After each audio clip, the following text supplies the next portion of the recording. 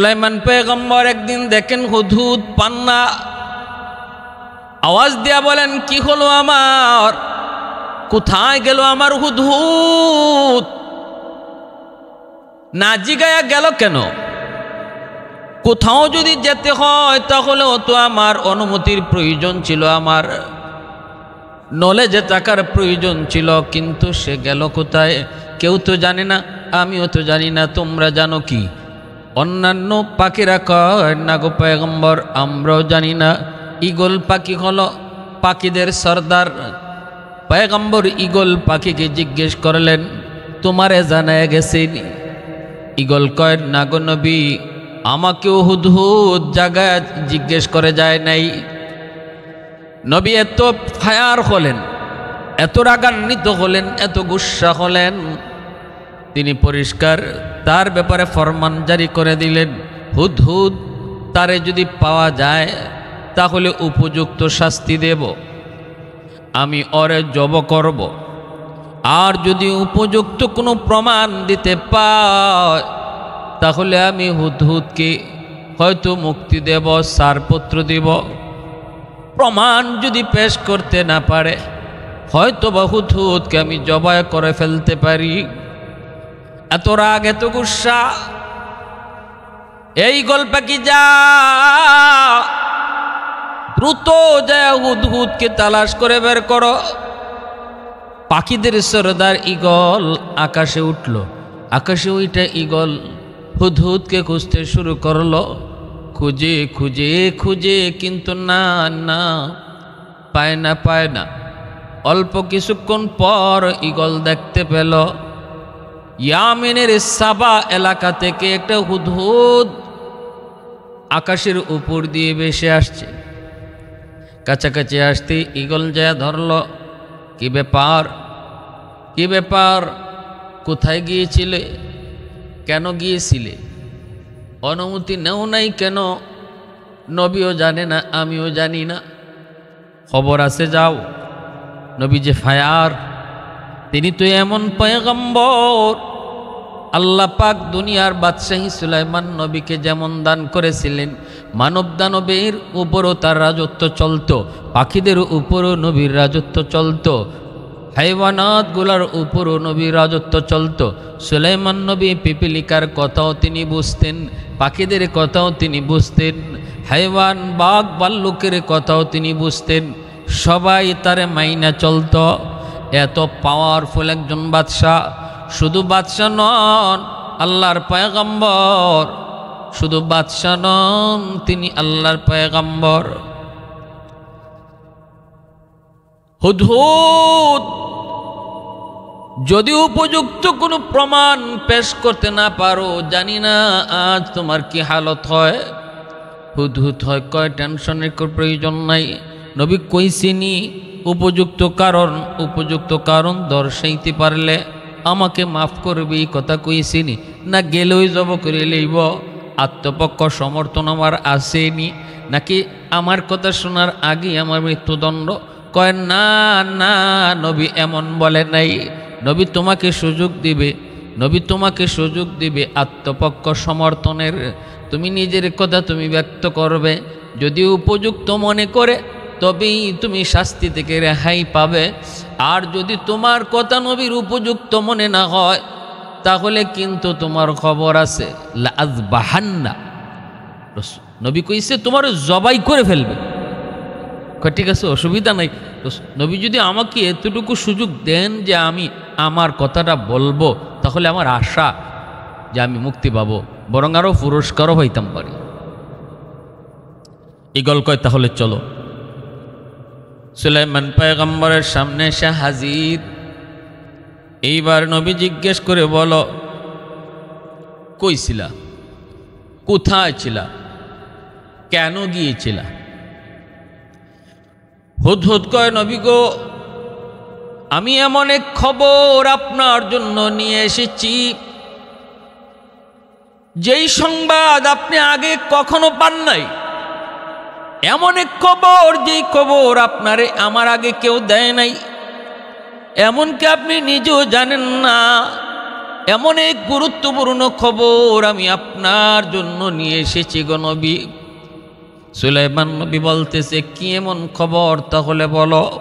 কয়, আমি আকাশে উঠতেছিলাম, আমি তো আমার জায়গাতেই ছিলাম, একটু পরেই দেখতে পেলাম আরেকটা ঈগল আসলো, সেও আমার জাতি ভাই। আমি তোরে জিজ্ঞেস করলাম, তুমি কে? সে আমারে বলে, তুমি কে? আমি বললাম, আমি পয়গম্বর সুলাইমান আলাইহিস সালামের হুদহুদ, আমি ওনার একটা সৈনিক, আমি ওনার খাদেম, আমি ওনার খেদমত করি। এই কথা বলতে হুদহুদ কয়, আমিও একজনের সিআইডি, আমিও একজনের এক সেবক, আমিও একজনের খাদেম, আমিও একজনের হুদহুদ। তুমি কার হুদহুদ একটু কও। কয়, ওই যে দেখো ইয়ামেনের সাবা, ওই এলাকায় একজন রানী বসবাস করে, যেই রানীর নাম হলো বিলকিস। আমি রানী বিলকিসের হুদহুদ, আমারও কিছু ডিউটি আছে, আমি ওনার একান্ত একজন সৈনিক। এই কথা বলতেই আমি তো অবাক হয়েছি। কয় কি, সুলাইমান পয়গম্বর, আল্লাহ পাকের নবী, তামাম দুনিয়ার বাদশাহ, অথচ ওনার রাজ্যের ভিতরে কোনো এক জায়গায় একজন মহিলা রাজত্ব করে, নবী তা জানে না। কেমন করে সেটা হয়? আমি বললাম, তুমি আমাকে নিয়ে যাও, আমারে তুমি দেখাইবানি তোমার রানীর রাজ্য। কয়, হ দুস্থ, আয়, আমার রানীর রাজত্ব তোরে একটু দেখাই। এই বইলা আমাকে নিয়ে গেল। আমি যা দেখলাম, নবী জিজ্ঞেস করে, কি দেখেছ? হুদহুদ কয়, নবী গো, আমি দেখেছি সেখানে একজন রানী, নাম বিলকিস, অনেক সুন্দর রাজ্য তার, ধনে বনে জনে সর্বদিক দিয়ে সে অনেক অনেক উপরে। ধনবল যেমন, জনবল তেমন, অস্ত্রবল তেমন, সুন্দরীও তেমন। ওয়ালাহা আরশুন আযীম, এবং তার একটা নান্দনিক একটা সিংহাসন রয়েছে, দেখার মতো একটা সিংহাসন। ওগো নবীজি, সবচেয়ে বড় আশ্চর্যের বিষয় হলো, ওই রানী এবং ওই রাজ্যের মানুষগুলি এক আল্লাহকে চেনে না। তারা সূর্যের পূজা করে, সকালবেলা সূর্যের পূজা করে, সূর্য ডোবার সময় সূর্যের পূজা করে, এক আল্লাহকে তারা চেনে না। এই সংবাদ শোনা মাত্রই সুলাইমান পয়গম্বর গুসায় তিনি ফুলে গেলেন। কষ্কে উদ্ভুত, আমার রাজ্যের ভিতরে কোন রানী রাজত্ব করবে, তাও আবার আমার আল্লাহকে না চিনা, সূর্যের পূজা কইরা আমার রাজত্বের ভিতরে কোন রানী রাজত্ব করবে? হয় না, ইম্পসিবল। ঘটনা সত্য না, আমার বিশ্বাস হয় না। হুদহুদ কয়, নবী গো, 100% সত্য। পয়গম্বর কয়, তাহলে তুমি সত্যতার প্রমাণ দাও, দলিল দাও। এই জেনেও আমি একটা চিঠি লিখলাম, কোথায়? তাড়াতাড়ি কাগজ কলম নিয়ে আসো। পয়গম্বর সুলাইমান এইবার তিনি রানী বিলকিসের নামে একটা চিঠি লিখলেন। ইন্নাহু বিসমিল্লাহির রহমানির রহিম, ইন্নাহু মিন সুলাইমান ওয়া ইন্নাহু বিসমিল্লাহির রহমানির রহিম। প্রথমেই তিনি লিখলেন, সুলাইমান, আমি সুলাইমানের পক্ষ থেকে তোমার কাছে চিঠি। আর পরের লাইনটাই ছিল, আমার আল্লাহর নামে আমি শুরু করলাম। নবী আল্লাহর নামে চিঠিটা শুরু করলেন। এতে করে বোঝা গেল যে কোনো কাজ বিসমিল্লাহ বলে শুরু করা শুধু আমার নবীর সুন্নত নয়, সকল পয়গম্বরের সুন্নত হলো যে কোনো কাজ বিসমিল্লাহ কয়া শুরু করা। বিসমিল্লাহ বলে যেই কাজ শুরু করা হয়, এই কাজের মধ্যে আল্লাহ বরকত দেয়। এই কাজটা আল্লাহ তার নিজ জিম্মাদারিতে সমাপ্ত করে দেয়। শুরু হবে যেই জিনিসটা, যেই কামটা আল্লাহর নামে, শেষও করবেন সে আল্লাহ, আল্লাহর জিম্মাদারিতে। এজন্য বিসমিল্লাহ বইলা শুরু করা, এটা শুধু এই উম্মতের জন্য, শুধু নবীর সুন্নত নয়, গোটা সকল নবীর সুন্নত হলো বিসমিল্লাহ বলে শুরু করা। তিনি বিসমিল্লাহ বলে চিঠিটা শুরু করলেন, নিজের পরিচয়টাও আগে দিলেন, এরপরে আল্লাহর নামে তিনি চিঠি শুরু করলেন, পরিষ্কার ভাষায় লিখলেন, ও রানী বিলকিস, খুব দ্রুত তুমি কালেমা পড়ে মুসলমান হও, আমার কাছে তুমি সারেন্ডার করো, আত্মসমর্পণ করো। আর যদি আমার কাছে আত্মসমর্পণ না করো তাহলে তৈরি হয়ে যাও, প্রস্তুত হয়ে যাও আমার সাথে যুদ্ধ করতে, আমি তোমার মোকাবেলা করার জন্য সৈন্য পাঠাবো। এই মর্মে তিনি চিঠি লিখা হুদহুদকেই বলতেছেন, হুদহুদ, খবর যখন তুই দিলি চিঠিটাও তুই নিজে পৌঁছাবি, এবং এই চিঠি পাওয়ার পর রানী বিলকিসের প্রতিক্রিয়া কি হয়, রিয়াকশনটা কি হয়, সেটাও তুই আমাকে এসে জানাবি। রিয়াকশনটাও আমি দেখব, তখন আমি বুঝবো তোর খবর সত্য নাকি মিথ্যা। হুদহুদ টুটে করে চিঠি নিয়ে রওনা দিল। রানী বিলকিসের খাস কামরার ভিতরে হুদহুদ চিঠি নিয়ে ঢুকে পড়ল। পাখি তো ঢুকার তার জন্য সহজ। চিঠি নিয়ে খাস কামরার ভিতরে ঢুকল। রানী বিলকিসের বুকের উপরে চিঠিটা রেখে আড়ালে একটা জায়গায় ওই হুদহুদ বসে সে রিয়াকশনটা দেখতে লাগলো। রানী বিলকিস তার বুকের উপরে চিঠি, এই চিঠি পড়ছে। চিঠি পাইয়া তো বাক খুলল, চিঠির ভাষায় সে বুঝতে পারল এই চিঠি জানতেন কোনো মানুষের পক্ষ থেকে নয়। এই চিঠি হলো দুনিয়ার বাদশাহ সুলাইমান পয়গম্বরের পক্ষ থেকে চিঠি, এবং চিঠির ভাষাটাও নরম নয়, চিঠির ভাষাটাও বড় গরম, চিঠির ভাষাটাও বড় গরম। সাথে সাথে চিঠি পড়তেছে আর রানী বিলকিসের শরীর কাঁপতেছে। কাঁপবেই তো, তিনি তো শুধুমাত্র বাদশাহ হলে হয়তো এত ভয় পেত না। রানী বিলকিস তো জানি ইনি শুধু বাদশাহ না, ইনি তো নবী দাবি করেন। শুধু তো তিনি নবী না, ইনার আব্বা দাউদ আলাইহিস সালাম তিনিও নবী। অতএব সুলাইমান নবীর আরেকটা পরিচয় হলো তিনি নবীর ঘরের নবী। এক হলো তিনি নবী, আরেকটা পরিচয় তিনি নবীর সন্তান, নবীর বেটা নবী। 3 নম্বর পরিচয় হলো তামাম দুনিয়ার বাদশাহ। 4 জন মানুষকে আল্লাহ তামাম দুনিয়ার বাদশাহী দান করেছিলেন। এর ভিতরে 2 জন হলো কাফের আর 2 জন হলো মুসলমান ইমানদার। যে 2 জন কাফের, একজন হলো নমরুদ, আরেকজন হলো বখতে নসর। আর যে 2 জন হলেন মুমিন, একজন হলেন সুলাইমান পয়গম্বর, আরেকজন হলেন জুলকারনাইন। এই 2 জন হলেন মুমিন যারা দুনিয়া শাসন করেছেন, আর 2 জন হলো কাফের।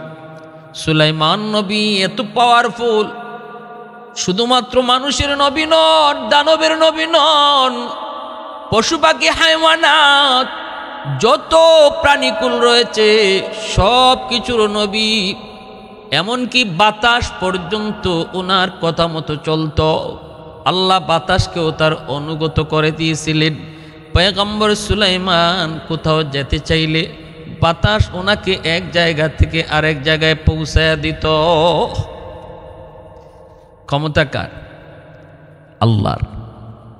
নবীদের মুআজিজা, ওলিদের কারামত, এগুলা তাদের ব্যক্তিগত কোনো শক্তি না, এই শক্তিটা দেন আল্লাহ। ঘটান নবীর মাধ্যমে, আল্লাহ তার শক্তি প্রকাশ করান ওলির মাধ্যমে। নবীর মাধ্যমে আল্লাহ যখন তার কুদরত প্রকাশ করান সেটা হয় মুআজিজা।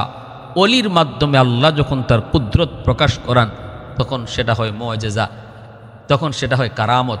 আমাদের সমাজের কিছু মানুষ ওলি আল্লাহদের কারামতকে বিশ্বাস করতে চায় না। তারা বলে এগুলো আজগুবি কথা, এগুলো গল্প গুজব, এগুলো গল্প গুজব। ওয়াজ নসিহত করলেও কয় হুজুর খালি গল্প করে, অথচ এই গল্প আর কিচ্ছা আল্লাহ নিজে বলতেছেন। পবিত্র কোরআনে সূরাতুন নমল পড়েন, আল্লাহ পাক নিজে এই কাহিনী শুনাইতেছেন। অবাক হয়ে যাবেন, তাই তো না? কেমনে সম্ভব? কেমনে সম্ভব? হুজুররা খালি আজগুবি কথা কয়। আরে কেমনে সম্ভব?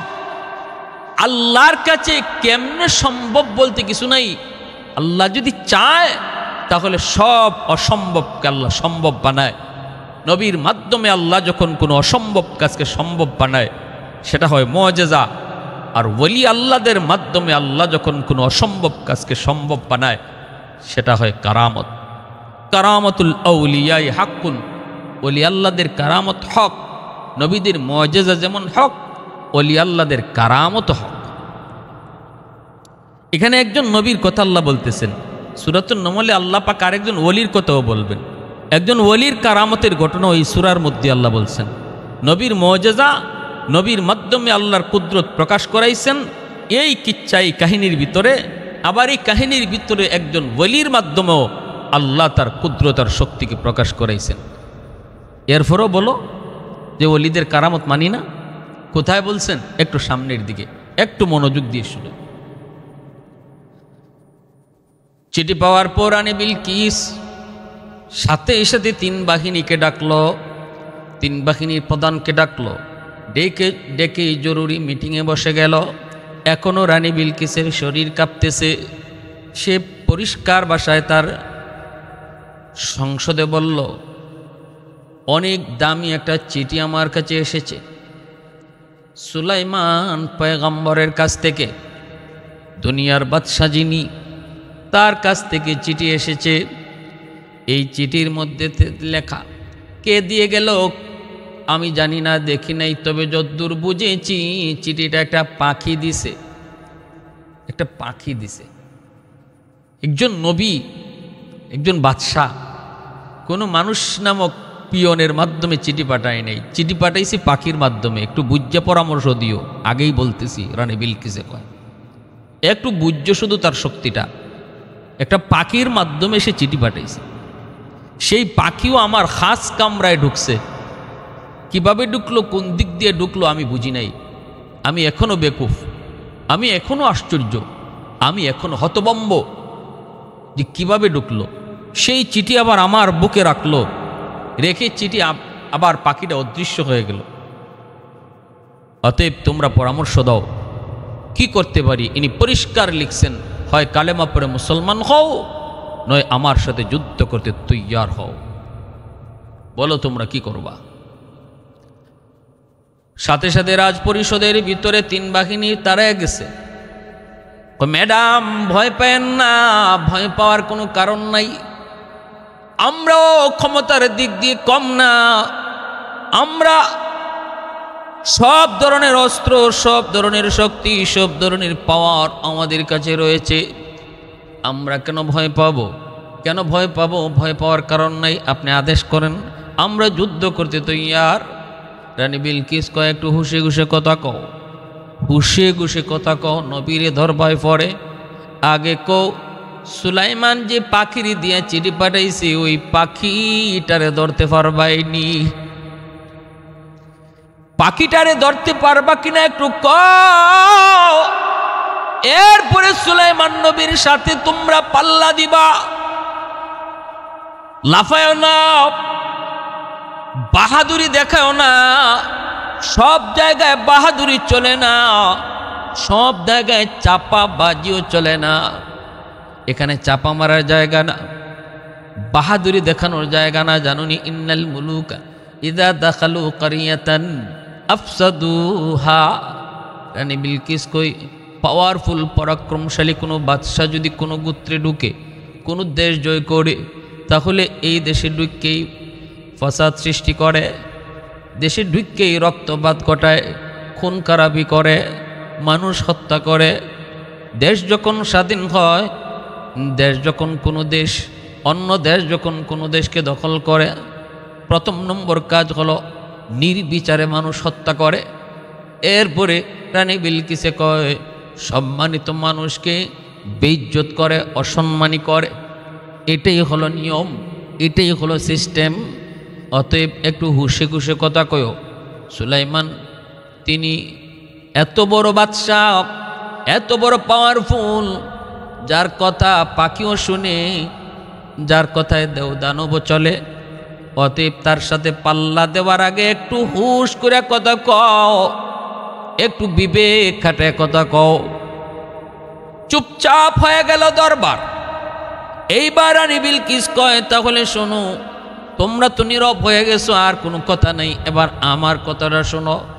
আমি একটা পরামর্শ দেই, আমাদের আগে বোঝা দরকার ইনি কি শুধু দুনিয়াদার কোনো বাদশা নাকি তিনি আল্লাহর পয়গম্বর? তিনি যদি সত্যি আল্লাহর পয়গম্বর হয়ে থাকেন আবার বাদশাহ হন, তাহলে বাহাদুরি দেখায় লাভ নাই, লাফায়া লাভ নাই, চাপাবাজি করো লাভ নাই, সোজা তার কাছে সারেন্ডার হওয়া লাগবে। কারণ শুধু বাদশার সাথে লড়াই করা যায়, হয়তো জিততেও পারি হারতেও পারি, কিন্তু যে বাদশাহ যদি আল্লাহর নবী হয় তাহলে নিশ্চিত লেখে নাও আমাদের পরাজয়, নবীর বিজয়। কারণ তখন নবীর সাথে আল্লাহর কুদরতি হাত সাথে থাকে। কাদিরে কুদরতদারি বর কামাল, কাদিরে কুদরতদারি বর কামাল, أنت ربي أنت حسبي ذو الجلال، أنت ربي أنت حسبي ذو الجلال। আল্লাহ রব্বুল আলামিন ক্ষমতার মালিক। আল্লাহ যারে চায় তারে ক্ষমতায় বসায়।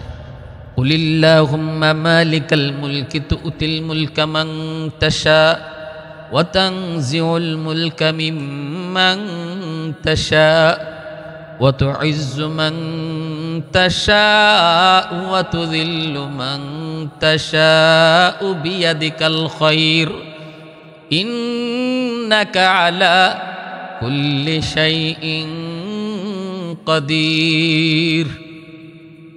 আল্লাহ কারো কাছ থেকে ক্ষমতা ছিনায় নেয়, কাউকে আল্লাহ ক্ষমতা দেয়, কাউকে আল্লাহ ইজ্জত দেয়, কাউকে আল্লাহ বেইজ্জত করে। সকল ক্ষমতার মালিক কে? আল্লাহ। জনগণই সকল ক্ষমতার উৎস নয়, এটা শিরকি আর কুফরি মতবাদ। এই কথা যে মন থেকে কইব এর ঈমান থাকবে না। সকল ক্ষমতার উৎস একমাত্র কে? আল্লাহ। গণতন্ত্র করেন, গণতন্ত্র মানেন, গণতন্ত্র মতো চলেন, কিন্তু গণতন্ত্রে এমন কিছু থিওরি, এই থিওরিগুলো যদি আপনি বিশ্বাস করেন তাহলে ঈমান থাকবে না। জনগণই সকল ক্ষমতার উৎস, গণতন্ত্রের এই স্লোগান যদি কোনো মুসলমান অন্তর থেকে বিশ্বাস করে তাহলে তার ঈমান থাকবে না, মুহূর্তের ভিতরে সে বেঈমান হয়ে যাবে। আল্লাহ কয় সকল ক্ষমতার মালিক আমি, আর তুমি কও সকল ক্ষমতার মালিক জনগণ। রানী বিলকিস কয় তাহলে এবার পরীক্ষা শুরু হোক। যদি উনি সাধারণ দুনিয়া আরেকজন বাদশাহ হয়ে থাকেন, নবী না হন, তাহলে আমরা একটু চিন্তা করব যুদ্ধ করার, মোকাবেলা করার। আর যদি তিনি পয়গম্বর হন তাহলে অসম্ভব, পয়গম্বরের সাথে যুদ্ধ করে কোনো লাভ হবে না। এবার রাজসভায় সবাই কয় ঠিক আছে জাহাপনা, আপনি যা মনে করেন কি করা যায়। ইনি কয় এটা বোঝার জন্য তারে কিছু ঘুষ দিব। কেমনে? কয়ে কিছু স্মরণের ইট নিয়ে যাও, তোমরা তোমাদের সৈনিকের পোশাক খুলে ফেলো। 500 জন সেনা অফিসারকে তিনি পোশাক পরিবর্তন করায়া, ধর্মীয় পোশাক পরায়া, ইসলাম ধর্মীয় পোশাক পরায়া 500টা স্মরণের ইট সাথে করে দিয়ে দিয়েছেন ঘুষ হিসাবে। এক একটা ইট 2.5 কেজি ওজনের, এক একটা ইট স্বর্ণের ইট। যেখানে 100 টাক স্বর্ণ, 100 টাক স্বর্ণে 1 বড়ি হয়। 1 বড়ি স্বর্ণের দাম বর্তমানে 1,67,000। 1 বড়ি স্বর্ণ মানে 100 টাক স্বর্ণের দাম। এই যদি হয় 100 টাক স্বর্ণের দাম, তাহলে 2.5 কেজি ওজনের এক একটা স্বর্ণের বার, এটার কি পরিমাণ দাম? তাও এটা একটা না দুইটা, ওই 500টা এমন স্বর্ণের ইট পয়গম্বর সুলাইমানের কাছে রওনা দাও। এরাও রওনা দিয়ে দিল। এইদিকে হুদহুদ চলে আসলো আগেই। আল্লাহর পয়গম্বর কয় হুদহুদ একটু কি ব্যাপার, চিঠি পৌঁছাইছ? কয় হগ নবী পৌঁছাইছি। কি দেখেছ রিয়াকশন? কয় নবী গো দেখেছি রিয়াকশন হলো। সাথে সাথে মন্ত্রী পরিষদ নিয়ে বৈঠকে বসলো, 3 বাহিনীর প্রধানকে নিয়েও রানী বৈঠকে বসলো। সিদ্ধান্ত হয়েছে এরা আপনার কাছে ঘুষ নিয়ে আসতেছে। রানী ঘুষ পাঠাইছে। কি ঘুষ পাঠাইছে? কয় 500টা স্বর্ণের ইট। প্রমাণ চায়, প্রমাণ। আপনি কি শুধু দুনিয়াদার বাদশাহ নাকি আপনি আল্লাহর পয়গম্বর, এটা প্রমাণ করার জন্য যদি আপনি স্বর্ণের ইট গ্রহণ করেন তাহলে ওরা বুঝবে আপনি একজন লোভী বাদশাহ, আপনি নবী না। আর যদি স্বর্ণের ইট গ্রহণ না করেন তাহলে ওরা বুঝবে আপনি শুধু বাদশাহ না, আপনি আল্লাহর পয়গম্বর।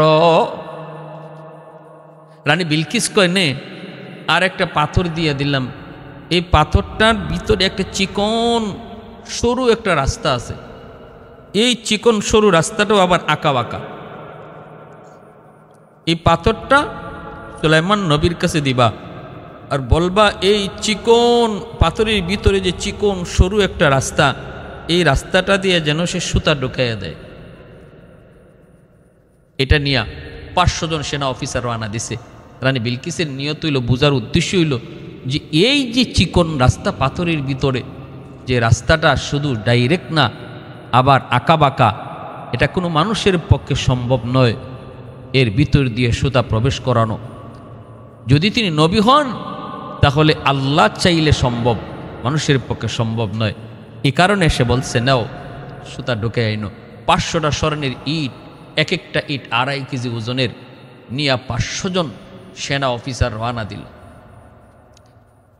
আমার ভাইরা, বন্ধুরা, যুবক, এই খবর যেই মাত্র সুলাইমান পয়গম্বরের কাছে হুদহুদ পাখি জানায়া দেয়, সাথে সাথে পয়গম্বর দেওদানবকে আদেশ করলেন, তোমরা আমার রাজদরবার থেকে কয়েক কিলোমিটার রাস্তা স্বর্ণের রাস্তা বানাইয়া স্বর্ণের কার্পেটিং করে দাও। প্রতিটা ইট যেন হয় স্বর্ণের, কার্পেটিং হয় যেন স্বর্ণের।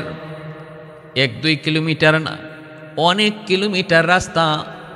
মেইন রোড থেকে আমার দরবার পর্যন্ত আসতে 1 কিলোমিটার আছে, এই রাস্তাটা স্বর্ণের কার্পেটিং করে দাও। আবার দুনো পাশে গরু ছাগল বেঁধে রাখো, ওরা যেন পেশাব পায়খানা করে, এরা ঢুকতেই যেন বুঝে এই স্বর্ণের প্রতি আমার কোনো লোভ নাই। আর যে 500টা স্বর্ণের ইট নিয়ে আসছে, 500টা স্বর্ণের ইট, 500টা স্বর্ণের ইট রাখা পরিমাণ জায়গা তোমরা খালি রেখে দিও। এটার একটা হিকমত আছে, 500 ইট রাখার জায়গাটা খালি রাখবা, রাস্তা করবা ঠিকই, কিন্তু এতটুকু জায়গা খালি রাখবা। দিকে তার বাহিনী আসতেছে, 500 জন সেনা অফিসার, তারা তো আসতেছে স্বর্ণের ইট নিয়া। যেই মাত্র পয়গম্বর সুলাইমানের রাজদরবারে ঢুকবে, এর আগে থেকেই দেখতে পেল দরবারের এই কয়েক কিলোমিটার রাস্তা স্বর্ণের রাস্তা দেখা যায়। অবস্থা বুঝে তারা আশ্চর্য হয়ে গেল, অবাক। হয়তো অবাক তো হওয়ারই কথা, আমরা নিয়ে আসলাম 500টা ইট, কিন্তু এই রাস্তার ভিতরে যা বুঝতেছি কয়েক কোটি কোটি ইট দিয়ে এই স্বর্ণের রাস্তা বানানো হয়েছে।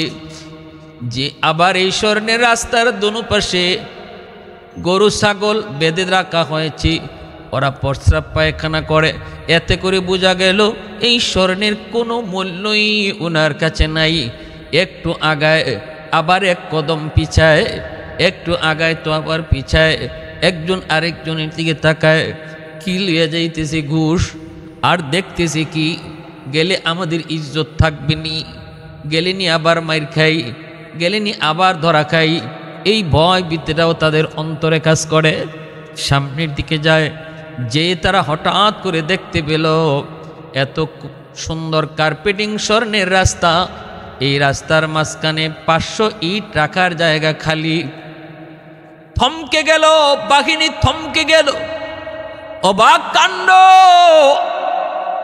এখন যদি আমরা এই 500টা ইট নিয়ে নবীর কাছে যাই, উনি পরিষ্কার বলবে, তোমরা আমার রাস্তা থেকে, স্বর্ণের রাস্তা থেকে আমার 500টা স্বর্ণের ইট তোমরা চুরি করে নিয়ে এসেছ। নতুবা আমার এত সুন্দর স্বর্ণের কার্পেটিং এর রাস্তা 500টা ইট গেল কোথায়? চোর বইলা আমাদের কেউ মারতেও পারে। এই তো ভয় ঢুকে গেল, চরম ভয়।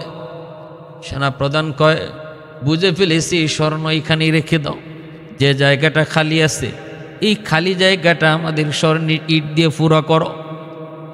আর যাব না এমন একজন নবী, এমন একজন বাদশাহ, তারে না দেইখা আমি ইয়ামেন যাব না। আসলো নবীর সামনে। আসার পরই আল্লাহর নবী সুলাইমান তাদেরকে বলতেছেন, তোমরা মনে করেছ আমাকে ঘুষ দিয়ে তোমরা কিনে ফেলবা? আরে আমি দুনিয়ার তার কোনো বাদশাহ না, আমি আরব আমিরাতের কোনো বাদশাহ না, বর্তমানের সৌদি যুবরাজের মতো কোনো বাদশাহ না। ফিলিস্তিনের পক্ষে আওয়াজ উঠায়, মাঝে মাঝে বোঝা যায় মনে হয় ফিলিস্তিনের পক্ষে কথা কয়, কিন্তু কিছুদিন পরেই দেখা যায় আবার সুর ঘুরায় ফেলে। গতকালকেও দেখলাম আরব আমিরাতের শায়েখ আমেরিকার প্রেসিডেন্ট ডোনাল্ড ট্রাম্পকে নিয়ে তার দেশে সে এমন সংবর্ধনা দিতেছে মুসলিম নারীদেরকে চুল নাচায়া নাচায়া, এই ট্রাম্পকে সংবর্ধনা দেয়। আজকে আবার দেখলাম আল্লাহর ঘর মসজিদের ভিতরে ট্রাম্পকে নিয়ে ওই আরব আমিরাতের শায়েখ জুতা পইরা আল্লাহর ঘর মসজিদে ঢুকছে। এ আল্লাহর গোলাম, একটু চিন্তা করে দেখো, কত বড় দুনিয়াদার বাদশা হইলে পরে এমনটা করতে পারে। যে ট্রাম্পের হাতের মধ্যে ফিলিস্তিনের শিশুদের রক্তরি যুবক, যে ট্রাম্পের হাতে ফিলিস্তিনের হাজারো হাজারো শিশুদের রক্ত, সেই ট্রাম্পকে মসজিদের ভিতরে জুতা পরায় হাঁটায়, মুসলিম নারীদেরকে নিয়ে তারে ফুলের সম্ভাষণ দেয়। কেন হয়েছে? কারণ সে দুনিয়াদার বাদশা। একটা আওয়াজ দেয় ফিলিস্তিনের পক্ষে, আবার কিছুদিন পরে আবার সুর ঘুরায় ফেলে।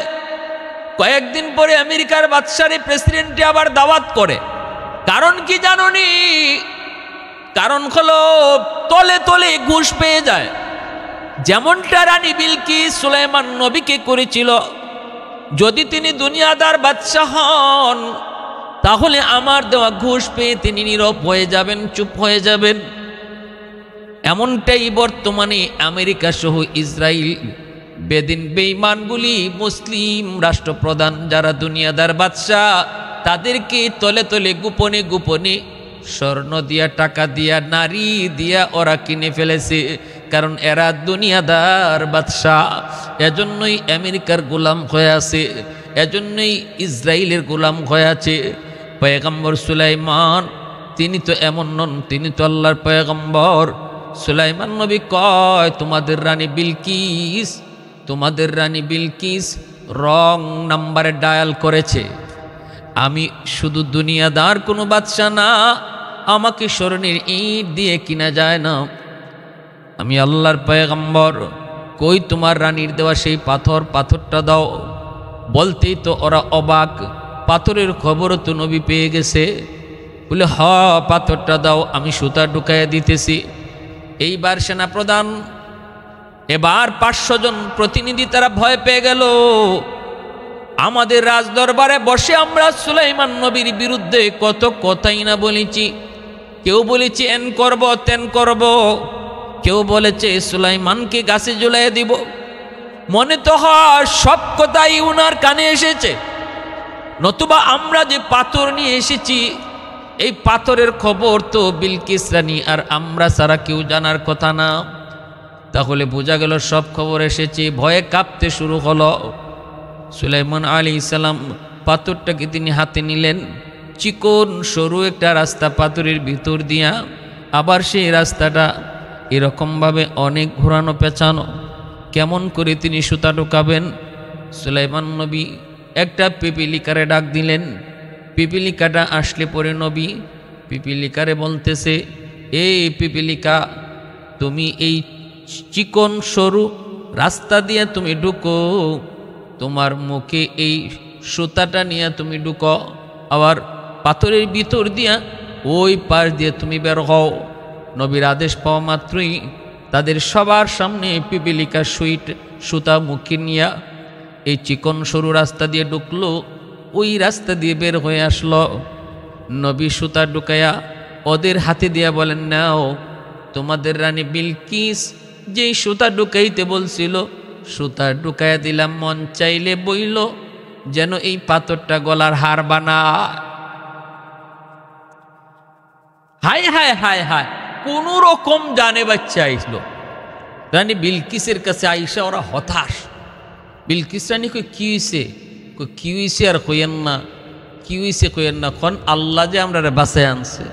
কয় কি? কয় যত কথা আমরা এখানে কইছি সুলাইমান নবীর বিরুদ্ধে, সব কথা কে বা কারা কইছে আল্লাহ জানে। পাথর যে আপনি দিছিলেন, এই পাথরের খবর আমাদের আগে নবীরে কে জানাই দিছে। স্বর্ণের ইট যে দিছিলেন, এই স্বর্ণের ইট, এই 500 ইট লইয়া যাইতাম, আপনি অত ফকিন্নির ফকিন্নি, আর আমরাও এমন ফকিন্নি, যায়া দেখি এমন কোটি কোটি স্বর্ণের ইট দিয়া সুলাইমান নবী রাস্তা বানায় রাখছে। এখন আমি 500 ইট তারে ঘুষ দিতাম, কোন মুখে কোন শরমে? শরম আছে না নি? আরও দেখি কি 500 ইট রাখার জায়গা খালি। এখন তো আরও লাগছে ভয়, এই ইটগুলো লইয়া যদি যাই আর নবী যদি কয় আমার রাস্তা থেকে চুরি করে তোমরা 500 ইট লইয়া আইছো, তাহলে তো এটা 100% সেগুলোই বিশ্বাস করব।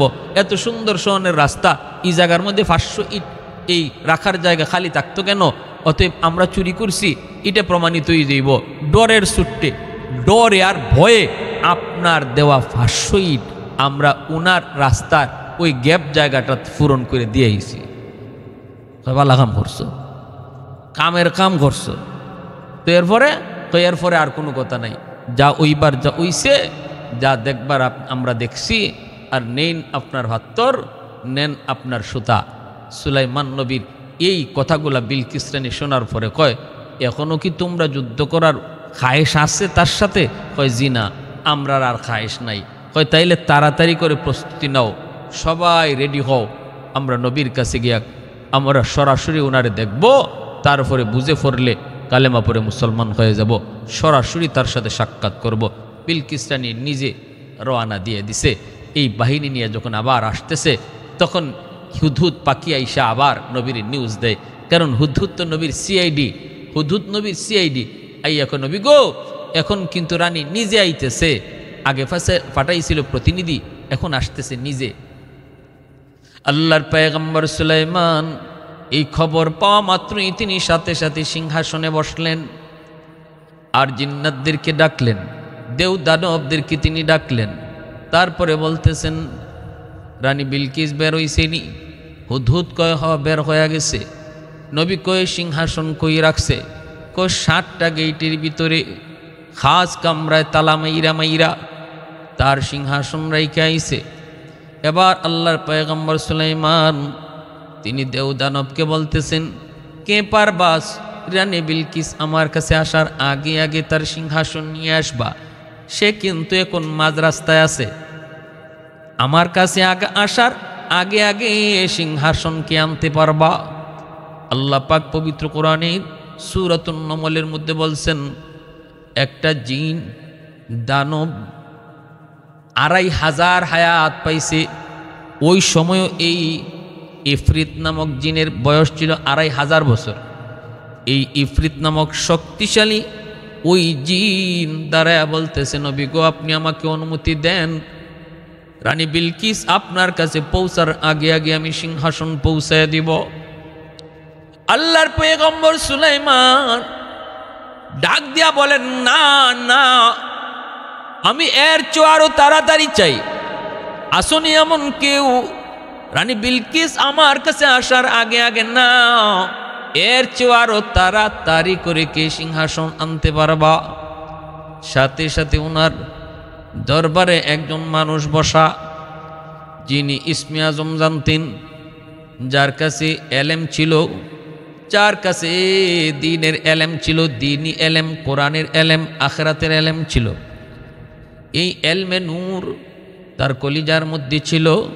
জিন্নাতেরাও তখন সারেন্ডার করে, কয় না, এর চেয়েও বেশি তাড়াতাড়ি আমাদের দ্বারা সম্ভব নয়, তবে এর চেয়েও যদি তাড়াতাড়ি আনতে হয় তাহলে এটা মানুষের কাম, আমাদের দ্বারা সম্ভব না।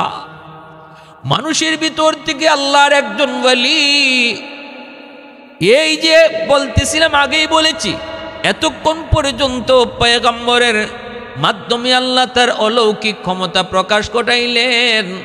এখন আল্লাহ পাক তার একজন ওলির মাধ্যমে তার কুদরত প্রকাশ করাইবেন। তিনি সুলাইমান নবীর আপন খালাতো ভাই, যার নাম ছিল আসিফ ইবনে বারখিয়া। তিনি দাঁড়ায় বলতেছেন, নবী গো, যদি অনুমতি দেন আমি আরো আগে আনতে পারবো। নবী বলতেছে, কতটুকু আগে একটু শোনাও তো দেখি। ক্বাবলা আন ইয়ারতাদ্দা তারফুক, আপনি চোখটা মুছবেন আর চোখ খুলবেন, সাথে সাথে দেখবেন সিংহাসন হাজির। সুবহানাল্লাহ সুবহানাল্লাহ। লিমানিল মুলকু তুগুই তু সাজাওয়ার খুদাই, তু খুদাবন্দ ইয়ামিনি তু খুদাবন্দ ইয়াসারি, তু খুদাবন্দ জমিনি তু খুদাবন্দ সামাই, তু রহিমি তু করিমি তু সমিঈ তু বসিরি, তু মুইজ্জি তু মুদিল্লি তু মালিকিল আরশি বাজাই। বরি আজ খুরদন ও খুফতন, বরি আজ তোহমত মরদন, বরি আজ বিম উমিদি, বরি আজ রঞ্জ বালাই। আল্লাহর শক্তি আর কুদরত যখন নবীর মাধ্যমে প্রকাশ ঘটায় এর নাম হয় মুজিজা। আর ওলি আল্লাহর মাধ্যমে যখন আল্লাহ তার কুদরত প্রকাশ ঘটায় তখন এর নাম হয় কারামত। ওই আসিফ ইবনে বারখিয়া তিনি একজন মানুষ যার দিলের ভিতরে ইলমে নূর ছিল, আল্লাহর এলেম ছিল। উনি কইতেছে, আমি আপনি চোখ খুলবেন আর চোখ মুছবেন, এর ভিতরে আমি আপনার সামনে সিংহাসন হাজির করব। তাহলে বোঝা গেল দেবদানবের চেয়েও মানুষের শক্তি বেশি, জিনের চেয়েও মানুষের শক্তি বেশি।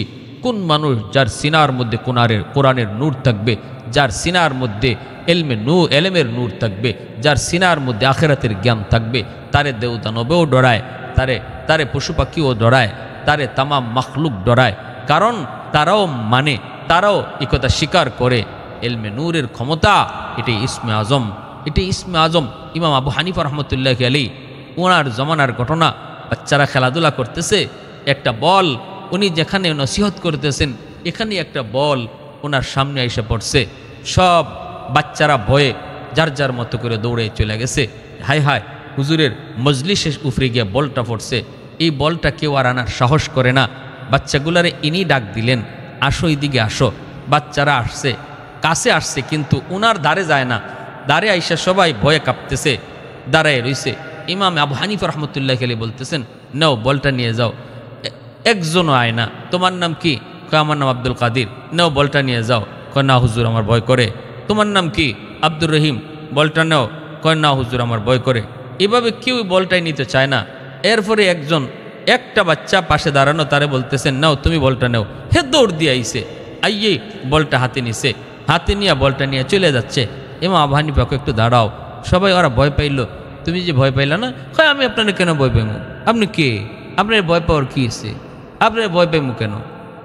এমন তুচ্ছ তাচ্ছিল্য করে বেয়াদবের মতো কথা বলছে। ইমাম আবু হানিফা রাহমাতুল্লাহি আলাইহি বলতেছেন, বাবা একটু কাছে আয়। কাছে আইতেই তার জামাটা উঠাইয়া বুকের দিকে একটু তাকাইছেন, তাকাইয়া বলছেন, যাও এবার চলে যাও, আমি যা বুঝার বুঝছি, যাও তুমি যাও। এবার তার মজলিসে যে সমস্ত ছাত্ররা সাগরিদান ছিল তারা বলতেছে, হজরত আপনি ওর বুকের পাশে কি দেখলেন আর এখন বলতেছেন চলে যাও? আমি যা দেখার দেখছি, এটা তোমাদেরকে বলে লাভ নাই। না হুজুর কি দেখছেন একটু কন না। হুজুর বলতে চান না, কিন্তু ওনার ছাত্ররা বারবার পিরাপিরি করায় উনি বলতেছে, আমি আমার এলেমের নূর দিয়া তাকায় দেখছি যে সে জারস সন্তান, তার বাপের ঠিক নাই, তার বাপ নাই, এজন্যই সে বেয়াদবি করছে। আল্লাহর নবী এবং নবীর ওয়ারিস উলামায়ে কেরামের সাথে যারা বেয়াদবি করে, সত্যিকার অর্থেই তালাশ করে দেখা যাবে তার জন্মে সমস্যা আছে। ইমাম আবু হানিফা রাহমাতুল্লাহি আলাইহি বলছেন তার জন্মে সমস্যা। তারা তো অবাক হয়ে গেছে, হুজুর এই বাচ্চাটার জন্মে সমস্যা কেমনে বুঝলেন? আমি তো বুঝছি, তোমরা যদি তোমাদের বিশ্বাস না হয় তাহলে তদন্ত করে দেখো। সাথে সাথেই বাচ্চারে নিয়ে কয়েকজন চলে গেল। কোথায় তোমার বাড়ি? চলো তো যাই।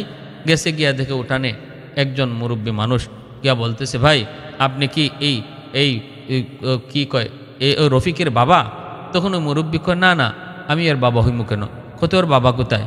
রফিক কইতেছে, তখন ওই মুরব্বী মানুষটা কয়, এই বাচ্চা, আরে রফিকের এই বাচ্চার বাবা? বলে হ। বাচ্চার বাবা খুঁজতে, না এর তো বাবা নাই, এর বাবা নাই, এ বাপসারাই জন্ম নিছে, এ জারজ অবৈধ। কেমনে? ওর মা আমাদের বাসায় কাজকর্ম করতো, বিয়া শাদী হইল না, কিছু হইল না, কিছুদিন পরে দেখি আমরা তার পেটে বাচ্চা আইছে, আজও পর্যন্ত তার মা বলে নাই এই বাচ্চা কার। অতএব আমরা এলাকার সবাই জানে এই বাচ্চার বাপ নাই, সে জারজ অবৈধ। ইমাম আবু হানিফা রহমতুল্লাহ আলাইহি এবার তার নজর বুঝেন কোথায় গেছে, বাস্তবে তারা খুঁজে পাইলেন যে তার জন্মে সমস্যা। এটাই হলো এলেমের পাওয়ার, এটাই হলো এলেমের পাওয়ার, এটাই এলেমের পাওয়ার। আল্লাহু আকবার। ওই আসিফ ইবনে বরখিয়া সুলাইমান আলাইহিস ইসলামের আপন খালাতো ভাই, তিনি রাজদরবারে বসা, বলতেছে নবী গো আপনি অনুমতি যদি দেন তাহলে আমি আরও তাড়াতাড়ি চোখ মুছবেন আর খুলবেন, এর ভিতরে সিংহাসন নিয়ে আসব। আল্লাহর পয়গম্বর সুলাইমান বলেন ঠিক আছে তুমি তাই করো।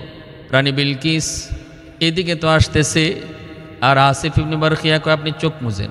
ইনি চোখ মুছছে, এরপরে কয় খোলেন। খোলার পরেই নবী দেখেন তার সামনে রানী বিলকিসের সিংহাসন হাজির।